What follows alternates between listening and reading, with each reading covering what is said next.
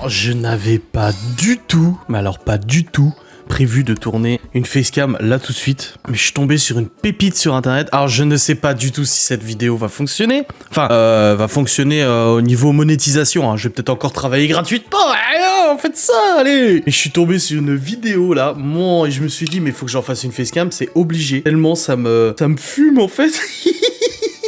En fait, je naviguais sur YouTube, comme on a l'habitude, et je suis tombé sur un extrait du coup de Thierry Lhermitte qui dit « Bravo, vous êtes sur Internet ». Et en fait, c'était quoi, il y a 20 ans? Quelque chose comme ça, même plus, hein, je pense. Et en fait, il a participé à une formation multimédia pour l'utilisation d'Internet qui avait été proposée aux gens pour découvrir Internet, mais c'était genre il y a 30 ans au moins. C'était quand? Moi, je veux savoir. Attends, formation multimédia Internet, je veux savoir c'était quand. Il faut que je vois c'était quand. Avec Thierry Lhermitte, en 96, il y a 25 ans, mes amis. J'avais 8 ans. Et je me suis dit, mais je vais regarder cette vidéo avec vous, on va y réagir. Donc je sais pas si elle est copyrightée, donc je vais probablement me faire démonétiser, hein, je vais pas te mentir, hein, ça va être une vidéo gratuite encore une fois. Mais je me suis dit, putain, mais faut vraiment que je réagisse à cette vidéo. J'ai juste vu le début, ça m'a fumé. Putain, regardez ça! Ce qui fait bizarre, c'est qu'en ce temps-là, un logo animé comme ça, c'était juste une révolution. Des effets de lumière sur le... Oh là là. La vidéo, elle tourne à 5 images par seconde. Avec Netscape. Oh. Cyberspace. Pourquoi ils l'ont fait disparaître là? Pourquoi ils l'ont fait ils ont fait un fade comme ça? Pourquoi ils l'ont fait disparaître? Ça n'a aucun sens. Ça, on s'en fout.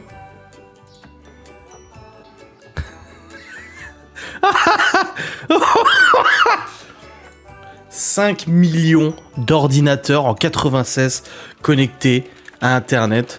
5 millions en 96. Et là, en 2020, on est à 30,73 milliards.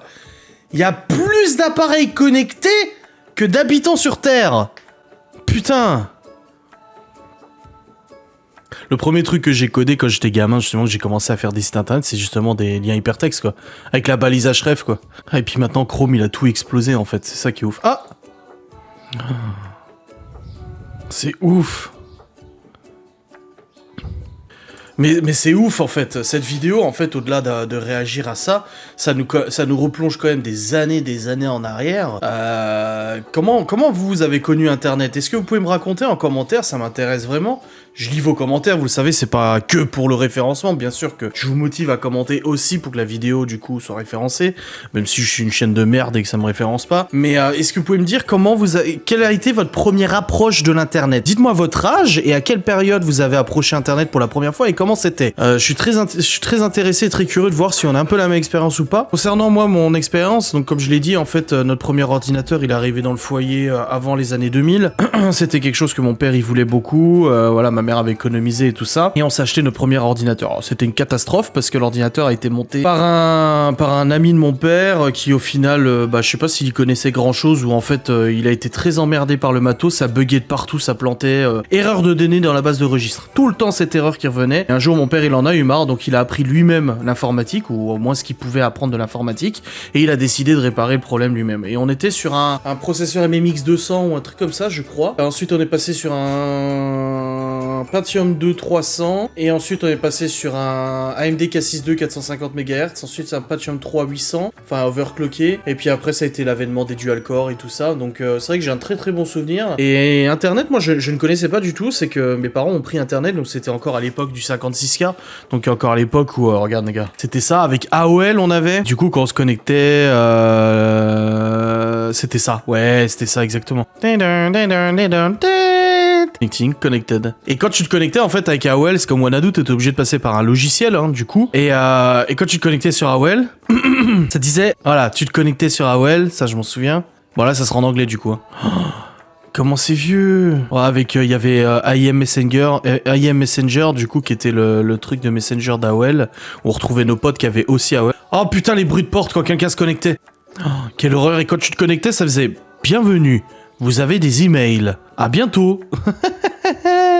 Ah, goodbye. Bah moi, c'était pas goodbye, c'était bienvenue. Vous avez des emails. Ah, les souvenirs que ça redonne quand même, c'est ouf. Alors du coup, oui, l'appréciation d'Internet vis-à-vis de mon enfance. Donc mes parents ont pris Internet en 56K avec AOL. Au début, je connaissais pas trop le principe d'Internet et je m'en suis après vite intéressé pour jouer aux jeux vidéo en ligne. Moi, c'était des trucs qui m'intéressaient le plus. C'est que j'étais un fervent joueur de Unreal Tournament, donc qui était un jeu qui est sorti en 99. Et j'ai joué pendant des heures, des centaines, des milliers d'heures en solo, donc tout seul contre l'ordinateur. Et au bout d'un moment, j'ai voulu jouer sur Internet, donc j'ai commencé à jouer sur Internet avec d'autres gens du monde entier. Le problème, c'est qu'avec le 56K, tu as un ping, donc un ping, c'est le temps de réponse entre ton ordinateur, le serveur, etc. Très élevé, de 300-400, et c'était assez compliqué de jouer. Mais quand t'as pas connu quelque chose de mieux, en fait, tu t'y contentes. Voilà, j'étais quand même content de jouer sur Internet. On avait un forfait 30 heures ou 50 heures, donc c'était assez limité. J'allais un petit peu sur Caramel, les trucs un peu qu'on te parlait à l'école, au collège. Tu sais, ah, tu connais, t'as Internet chez toi? Oui, va sur Caramel, comme ça on peut se retrouver là-dessus, on peut discuter.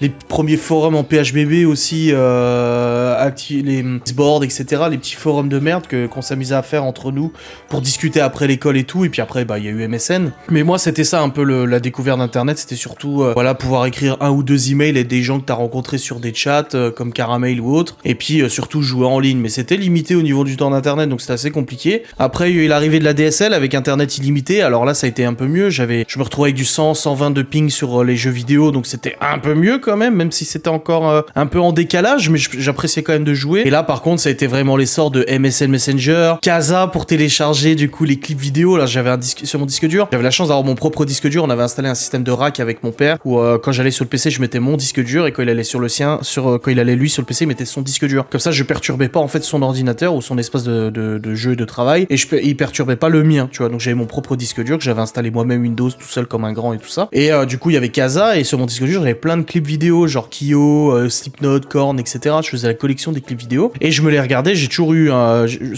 quasiment depuis que je m'en souviens, on a eu 2 écrans. Donc on avait 2 écrans sur l'ordinateur. Donc d'un côté, je mettais les clips vidéo et puis de l'autre, je faisais mon MSN. Je m'amusais à coder des petits sites internet de merde, me faire un peu la main sur l'informatique, tu vois. Mais ça a été l'avènement avec la DSL de MSN Messenger. Enfin, à l'époque, c'était MSN. Après, ça a été Windows Live Messenger et puis maintenant, c'est Skype. Mais voilà, ça a été un petit peu l'avènement de tout ça, des jeux vidéo, de Casa pour télécharger des musiques, de Emule pour télécharger des films. Où une fois sur 2, tu tombais sur un film de cul, donc c'était chiant. Même installer des jeux que on te refilait les CD au lycée, tu sais, ah bah tiens, je te passe ce CD-ROM pour installer un jeu vidéo et puis tu rentrais chez toi, tu l'installais avec les cracks, les patchs, nos CD, etc. Parce que bon, moi, mes parents roulaient pas sur l'or et acheter un jeu vidéo 40-50 euros tout de suite à sa sortie, bah faut pas déconner. Donc oui, on s'échangeait beaucoup les jeux vidéo craqués et tout ça à l'époque. Non, j'ai beaucoup changé. Maintenant que j'ai les moyens, j'achète mes jeux vidéo. La dernière fois que j'ai craqué un jeu, c'était Cyberpunk 2077 parce qu'avec tout le tollé qu'il a fait et tout ça, j'ai quand même voulu le tester sur mon ordinateur pour voir du coup ce que ça valait parce que j'étais intéressé de l'acheter et finalement bah j'ai bien fait de le craquer parce que j'ai tout de suite désinstallé, ça m'a pas plu du tout l'expérience de jeu. Vis-à-vis bah, les bugs, j'en ai pas trop eu, mais en tout cas vis-à-vis du jeu en lui-même, je deviens de plus en plus difficile au niveau des jeux vidéo de toute façon. Mais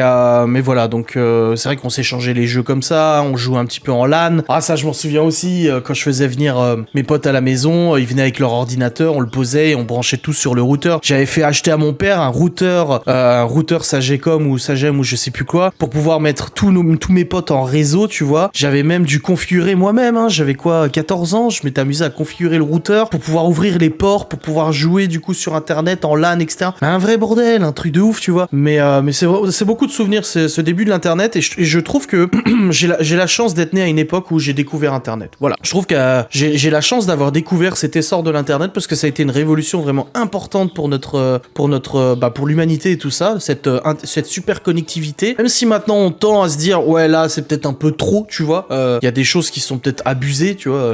Il y a vraiment tout qui est connecté. Limite bientôt là, ta brosse à chiottes sera connectée et te dira si t'as bien nettoyé tes toilettes, tu vois. Ou elle te bip pour dire aujourd'hui tu les as pas nettoyées. Alors que tu le vois, tu vois. Mais on arrive peut-être dans des extrêmes, je sais pas. Mais je trouve que j'ai jamais regretté l'époque à laquelle je suis né. Jusqu'à maintenant en tout cas, j'ai jamais regretté d'être né dans les années 90, d'avoir connu 90, 2000, 2010, 2020. Et je pense qu'il y a encore beaucoup de choses à découvrir. On peut découvrir encore énormément de choses jusqu'à ce que je meure. Bon bah le plus tard sera le mieux et en bon état, idéalement quand même. Mais je pense qu'on a encore beaucoup de choses à découvrir et c'est vraiment un truc super intéressant. Donc voilà, c'est un sujet que je voulais aborder avec vous. C'était pas du tout prévu que je tourne cette facecam. J'étais en train de bosser sur Ghost and Us. Pendant que le logiciel chargeait, j'ai regardé cette vidéo et je me suis dit bordel, faut que je la tourne, ce sera la vidéo de demain. Voilà, comme ça au moins la facecam elle est tournée. Et puis j'aurai abordé un sujet intéressant. Donc n'hésitez pas à me dire en commentaire votre découverte de l'internet, comment ça s'est passé. Et puis voilà, parce que nos enfants, hein, je vois mes enfants sont nés avec internet, ils sont nés avec internet, donc ils ont pas connu internet limité avec le téléphone occupé parce que t'étais connecté, tu vois. C'est plein de trucs comme ça qu'ils découvriront pas, c'est ouf. Enfin bref, je vous remercie, je vous fais des bisous, je vous dis à très vite.